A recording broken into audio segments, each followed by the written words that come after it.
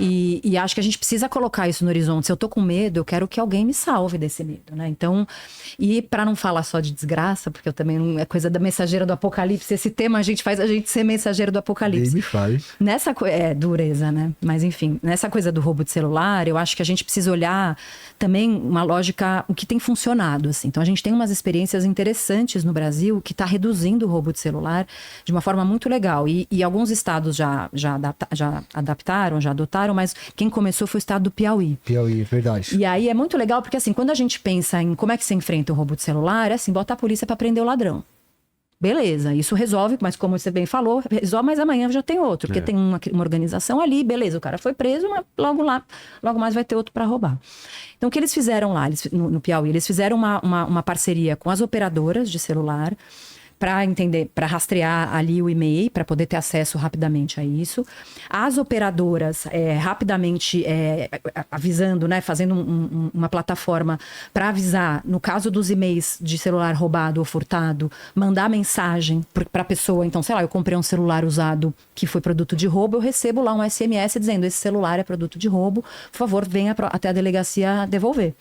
E se você não for, você vai poder estar cometendo um crime. Então, a primeira tentativa devolve numa boa. Você comprou, você não sabia se era roubado, você não fez receptação, você não cometeu um crime. Você não devolver, e aí você devolve. Com isso, você começa a devolver para as pessoas que tiveram celular roubado. Então, se eu não quero que roubem meu celular, mas se roubarem, cara, se me devolver, eu vou ficar feliz, né? Então, começa por aí. E você começa a criar, vai ficando difícil, porque os caras que revendem o celular, começam a não achar muito mais vantagem em revender celular. Eles começaram a fiscalizar as lojas que revendem celular também. Então, você vê, a gente não falou aqui de pena, prisão, necessariamente. A gente falou de trazer o setor privado para sua responsabilidade com as operadoras, tecnologia, com plataforma. A Polícia Militar lá tem um sistema que também confere RG e confere o e-mail do celular. Então, a gente falou de tecnologia, a gente falou de responsabilizar setor privado, empresa, em devolver celular e fiscalizar a loja que vende celular usado. E resolveu pra caramba, assim, reduziu, enfim, bastante, tanto o roubo quanto o furto. Então, acho que é legal porque vai mostrando pra gente o que dá pra fazer, né? Porque a gente nosso imaginário vai para aquele lugar, é a polícia militar prendendo pessoas na rua. Precisa prender, mas tem outras coisas para fazer, né? Eu acho cabuloso isso que você tá falando, porque eu fiz um vídeo falando sobre essa experiência do Piauí, muito legal, e tem corte falando sobre isso daí. E aí tem um podcast de um cara, que é um corte de um cara que deu 500 mil, muito mais visualização que o meu, que o cara falou assim, subir a pena do receptador para 40 anos e matar o vagabundo resolve o roubo de celular. Quer dizer, olha só, a Carol explicando uma saída tecnológica, articulada, inteligente, para diminuir os roubos do celular. Não tô falando que vai acabar, porque tem gente que pega para desmanchar essas coisas.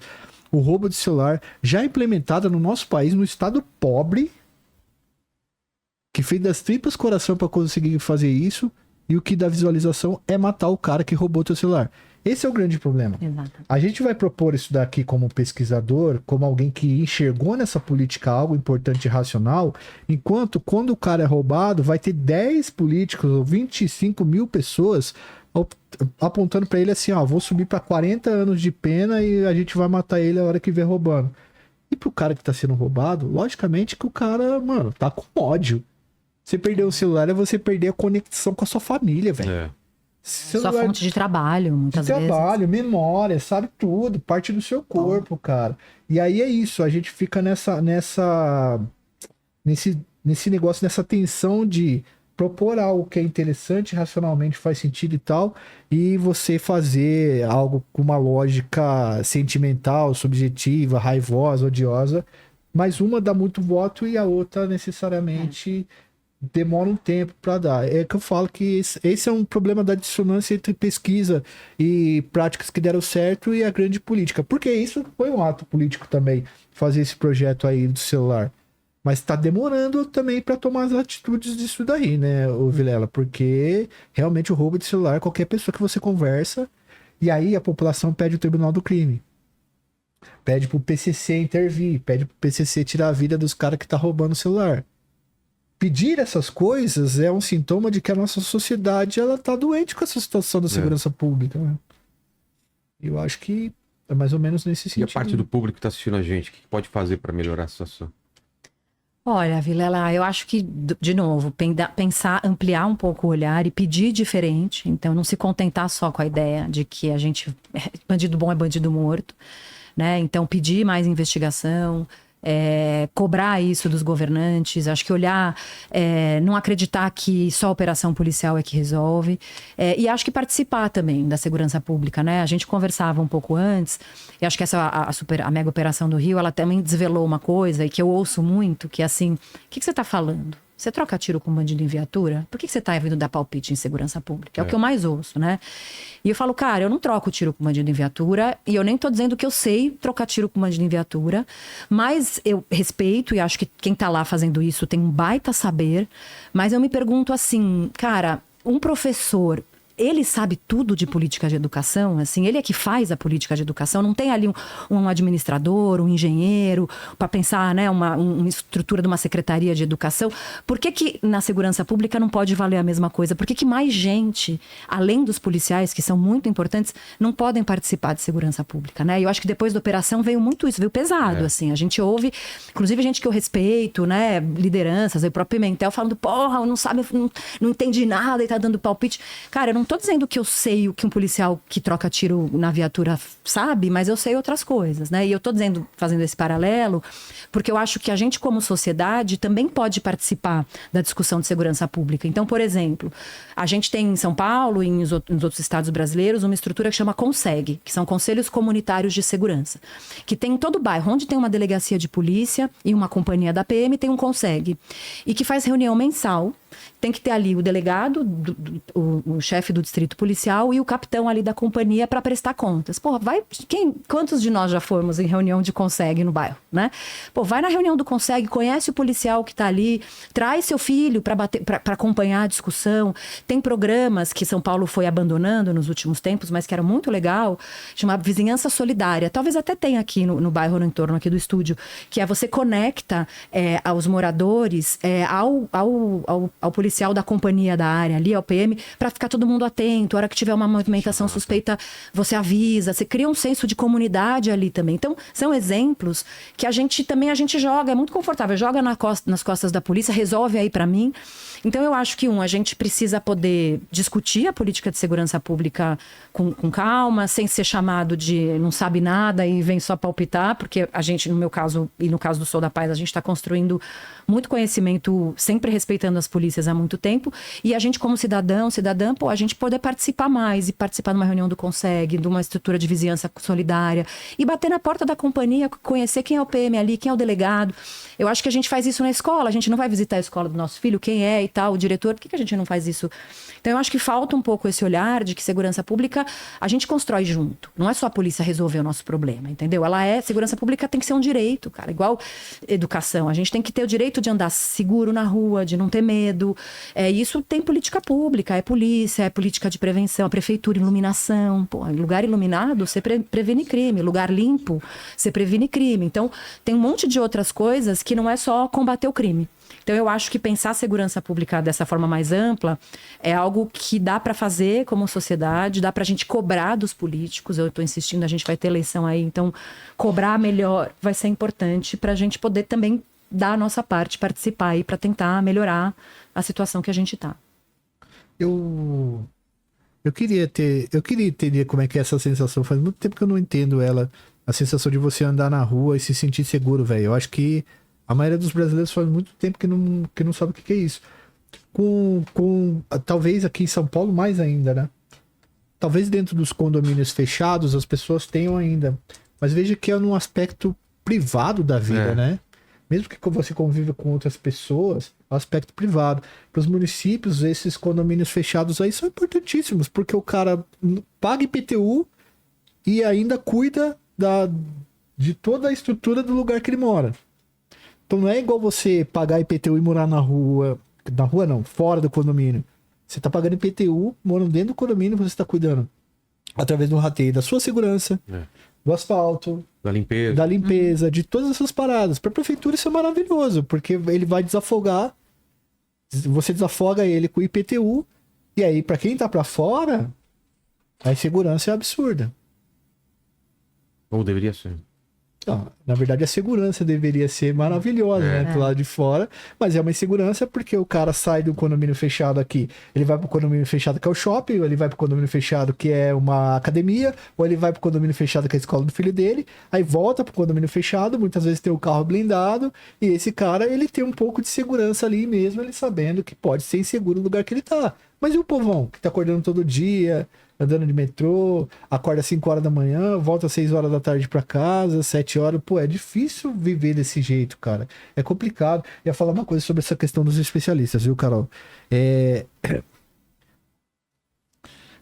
Às vezes eu ouço de policiais que são assim, ó, especialista em segurança somos nós. Falo, especialista em confronto, sim. Se você é de uma tropa especial e você estudou sobre confronto, ensina sobre confronto armado e tal, beleza, eu não vou falar nada pra você, e você que é especialista nisso, você me der uma arma aqui, eu sei que ela tem um gatilho e tal, mas eu não sei atirar, não sei nada disso. Mas você desprezar quem tá estudando dados, quem tá convivendo todo dia como sociedade civil em relação à segurança pública, eu acho isso um absurdo, eu acho isso negacionismo, tá ligado? Eu não me coloco à frente de qualquer policial. Se o cara viveu dentro de uma viatura e ele fala sobre as experiências dele, eu fico quieto, eu sei fazer isso. Agora, não dá pra você, por exemplo, desconsiderar o Instituto Sou da Paz, o Fogo Cruzado, o Onde Tem Tiroteio, o GNI, o Ceviju, porque essas pessoas estudam muito sobre o assunto. Elas dão aula pra policiais. E eu acho só que é muito legal te ouvir, e acho que a gente também precisa aprender, de novo eu volto, parece monotema, né? Mas assim, no diálogo que a gente tem com as polícias, a gente precisa, tem uma separação, né? Então assim, a universidade precisa estar perto da polícia, precisa ouvir o que o policial está fazendo, né? E com isso a gente vai construindo conhecimento para trabalhar políticas de segurança pública melhores, né? E aí eu acho que vale só contar, por exemplo, né? Às vezes fica a gente falando aqui, as pessoas perguntando, bom, mas e aí, o que a gente pode fazer? E, né? Então deu o exemplo do Piauí e tal, para... Acho que a gente tem hoje alguns estados brasileiros que têm feito uma política muito, muito boa de segurança pública, né? Então, tanto o Espírito Santo, o Rio Grande do Sul, a Paraíba, a gente trabalha, tem uma parceria com a Paraíba tem fortalecido muito a estrutura da Polícia Civil para investigar homicídio, então investe em capacitação, por exemplo, um problemão para homicídio, quando tem um assassinato e tem o local do crime ali, se você não preserva o local do crime, você mexe no corpo, tira projétil, você perde toda a possibilidade de produzir prova e descobrir quem foi que cometeu aquele assassinato. Então, preservar o local de crime é muito importante. Isso é um papel que a PM faz, porque às vezes ela é que chega primeiro, a Guarda Municipal. Então, fazer curso e ter protocolo para preservar local de crime é muito relevante para você investigar melhor. Então, a gente faz... A Paraíba, por exemplo, está investindo em informações para preservar local de crime. Usar a arma, como eu falei, para investigar. Então, a gente às vezes tem arma que foi usada em mais de 10 homicídios a mesma arma. Okay. E, cara, essa arma foi achada, foi naquele homicídio aqui, um homicídio no outro estado. Então, rastrear essa arma, entender para onde ela está indo, de onde ela veio, você pode...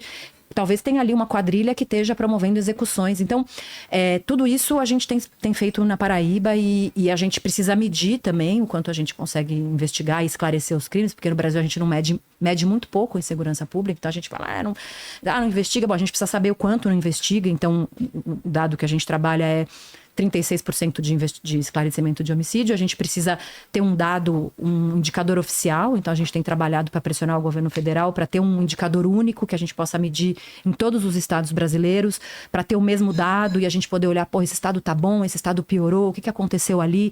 E a gente fazer uma discussão mais informada. Aqui diminuiu, tava elucidando bem, o que aconteceu? Será que teve algum problema com a Polícia Civil?